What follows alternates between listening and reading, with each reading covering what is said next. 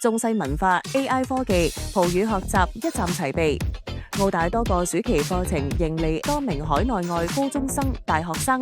It's such a big campus. I'm not used to this. I've never been to Macau, and I just wanted to discover. I'm really curious about knowing more places and more people. 学习的氛围这2天感受下也是非常轻松愉快的，听到了很多讲座，关于澳门的历史，然后包括它的一些文化。My favorite thing was wake up in the morning and meet new people. You know, this one's from Singapore, this one is from Hong Kong, this one is from Chongqing, this one is from Australia, and then we talk and we learn. 喺呢度，你可以沉浸喺唔同文化之中，感受中西文化嘅交融。你亦都可以親自設計同操控機器人，或者親自做實驗，探索生命科學嘅未來。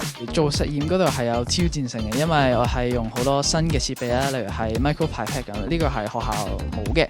親手去做咗一啲 program 嘅，咁就比較有成就感嘅。我哋需要同團隊合作啦，用 program 之後嚟完成各個嘅環節。